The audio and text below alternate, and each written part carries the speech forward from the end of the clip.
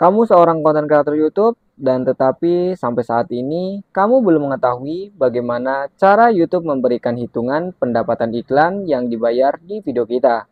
Nah, di video kali ini saya akan membocorkan rumus penting tentang RPM dan CPM penghasilan dari YouTube. Dan tentunya kamu itu sebagai konten kreator YouTube juga wajib tahu cara menghitung RPM dan CPM. Kamu jangan hanya penikmat cuan saja, tetapi belum mengetahui atau belum paham hasil hitungan cuan yang dibayarkan oleh YouTube. Nah oke, sebelum kita lanjut pembahasan tutorialnya, khususnya buat kalian yang mau ikutan join di grup B4 atau jalur hijau secara gratis, link ada di deskripsi video.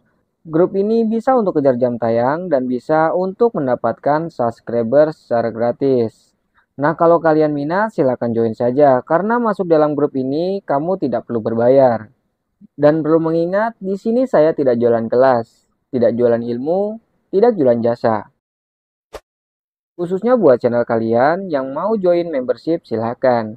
Dan nikmati dari berbagai keuntungannya. Dan untuk cara join membership juga mudah dan simple.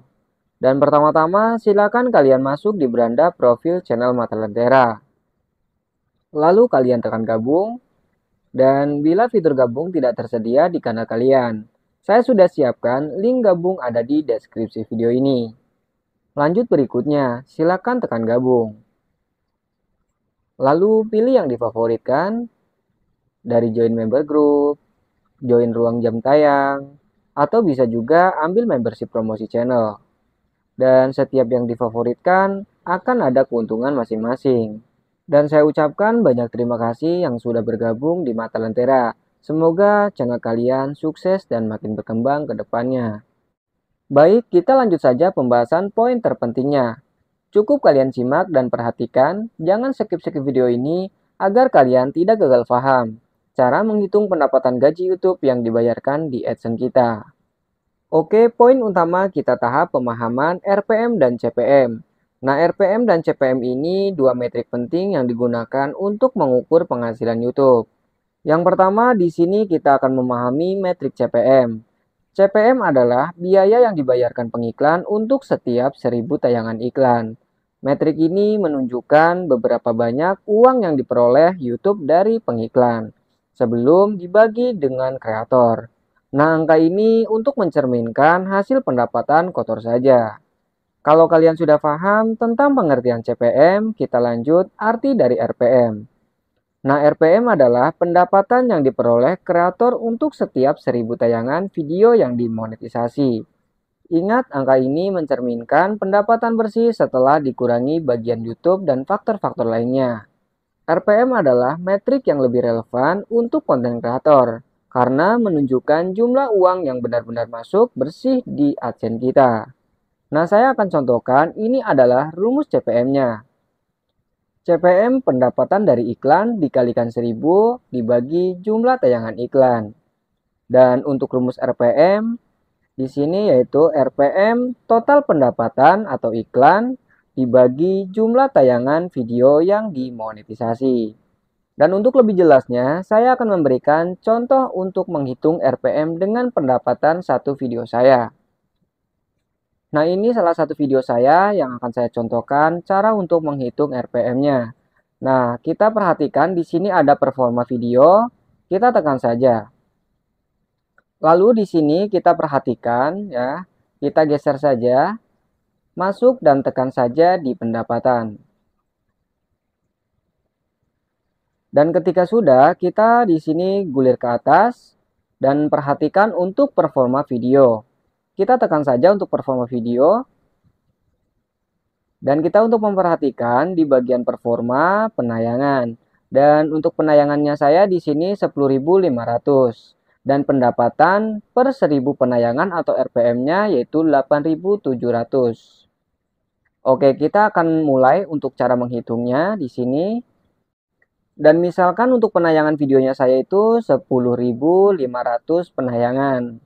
Dan untuk jumlah RPM adalah 8.700. Nah, ini untuk rumusannya saya sudah memberikan keterangan untuk pendapatan. Nah, di sini jumlah penayangan dikalikan RPM dibagi 1000. Dan untuk penayangannya punya saya itu 10.500 berarti dikalikan 8.700. Dan setelah sudah di sini kita bagi yaitu 1.000. Dan untuk pendapatan atau jadi total pendapatannya yaitu 91.350. Nah, kenapa di sini punya saya itu pendapatannya berbeda? Nah, saya akan jelaskan. Karena di sini adanya estimasi pendapatan dari sumber lainnya. Dan contohnya yaitu super tank, afiliasi, atau langganan channel yang belum berikut terhitung. Dan apakah kalian sudah memahami cara menghitungnya? Kalau belum memahami, nah saya akan contohkan hasil pendapatan penayangan video saya satu lagi. Dan oke, kita lanjut. Di sini saya akan contohkan dengan salah satu video saya untuk cara menghitung RPM dan CPM-nya. Dan kita perhatikan di bagian performa video kita bisa tekan saja. Dan kita bisa untuk gulir sebelah kiri dan sampai menemukan dengan pendapatan. Kita tekan saja pendapatannya. Dan nanti akan tertampil seperti ini, kita gulir saja ke atas dan untuk memperhatikan di bagian performa video. Dan untuk performa video di sini kita tekan saja. Dan nanti akan tertampil seperti ini, dengan satu video saya itu telah mendapatkan estimasi pendapatannya yaitu 1.471.528,36. Dan untuk penayangannya dengan total yaitu 103.600 dan pendapatan per 1000 penayangan atau RPM-nya yaitu 14.000. Dan saya akan contohkan untuk rumusannya cara menghitung RPM dan CPM-nya.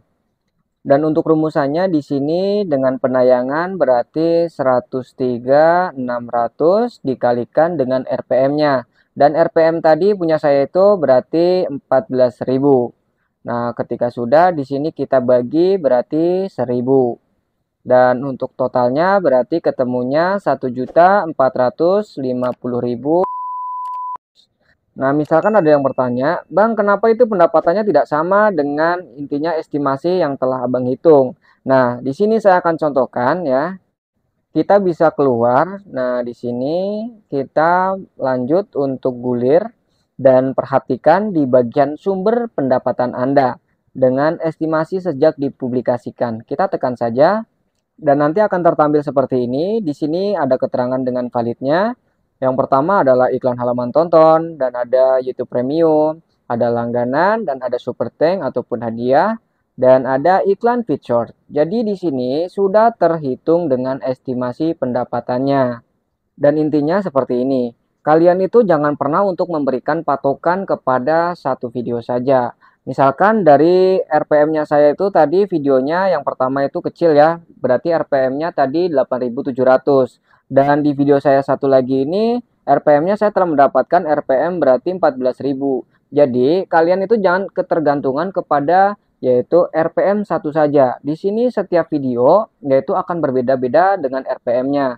Tetapi hitungannya tetap sama, cuma dari setiap klik tayangnya atau RPM-nya itu akan tetap berbeda. Intinya seperti ini, kalian menjadi konten kreator YouTube itu jangan pernah untuk melihat dari gajinya atau pendapatannya. Yang penting kalian itu nikmati saja dalam prosesnya. Yang pertama, kalian itu harus memikirkan ide konten yang benar-benar menarik, unik, dan bermakna. Dan saya harap ketika kalian itu akan membuat konten, sebagai konten kreator YouTube yang baik, kalian harus memenuhi syarat pedoman komunitas YouTube. Ya, berarti kalian itu harus mengikuti pedomannya yang dianjurkan oleh syarat monetisasi. Dan tentu kalian jangan pernah untuk melanggar. Dan kalian harus membuat konten yang benar-benar original. Original itu adalah hasil video tanpa adanya campur-campur video dengan video orang lain. Nah, intinya kalian harus memikirkan ide konten yang benar-benar kreatif dari hasil karya kalian sendiri. Dan tetap kalian pun juga harus konsistensi. Yang pertama, yaitu konsistensi dalam upload video, dalam memikirkan ide konten dengan satu tujuan yang sama dengan konten kalian. Dan tidak juga untuk konsistensi, tetapi kalian pun harus memikirkan tentang kualitas editing atau dari visual, audio, dari thumbnail. Tetap kalian pun harus menguasai dan memberikan intinya video kalian ditampilkan lebih baik ke jutaan audiens atau penonton. Dan untuk tambahan, kalian pun harus mempelajari dan menerapkan tentang SEO, Search Engine Optimization, dari judul video, dan lanjut terkait dengan deskripsi. Nah, deskripsi tersebut kalian harus menceritakan video kalian di dalam deskripsi. Dan di akhiran di deskripsi tersebut, kalian pun harus menggunakan dengan hashtag. Nah, hashtag itu berawalan dari tanda pagar. Dan lanjut, yaitu harus ada tag ataupun kata kunci video. Nah, kata kunci video ini adalah sumber penting untuk memudahkan video kalian itu dikenali atau dimudahkan diketemukan oleh audiens. Nah, saya merekomendasikan juga ketika kalian akan membuat kata kunci atau mencari kata kunci yang benar-benar spesifik atau relevan, kalian bisa gunakan tambahan aplikasi. Nah, aplikasinya ada di Play Store, yaitu bernama dengan vidIQ. vidIQ ini akan memudahkan atau merekomendasikan video kalian atau yaitu memberikan rekomendasi kata kunci relevan ataupun spesifik untuk video kalian. Dan misalkan kalian sudah memahami, kita lanjut terkait dengan thumbnail. Nah, thumbnail ini adalah sumber utama yang paling penting buat video kalian. Dan misalkan kalian itu membuat thumbnail itu yang bagus, menarik, dan membuat intinya audiens atau penonton itu semakin emosional, otomatis nanti audiens tersebut pun akan terpancing dan bisa klik yaitu video kalian dan bisa menonton dan menghabiskan menonton video kalian. Dan perlu mengingat, ketika kalian itu menampilkan atau membuat thumbnail itu, jangan asal-asal gambar. Dan misalkan kalian itu menampilkan dengan thumbnail atau asal-asal gambar saja, otomatis nanti audiens itu akan kebanyakan video kalian itu dilewati. Dan akan memperburuk yaitu performa video kalian, yang dimaksud dengan klik CTR-nya semakin rendah. Oke, begitu saja informasi dan tutorial dari Mata Lentera, mudah-mudahan bermanfaat buat kalian. Dan ketika informasi ini bermanfaat, silakan support dengan cara like, share, comment, and subscribe. Dan saya akan memberikan amanat buat kalian atau motivasi penting buat kalian. Jangan pernah tinggalkan video kalian tenggelam dalam lautan. Oke, kita jumpa lagi di next videonya. Bye-bye.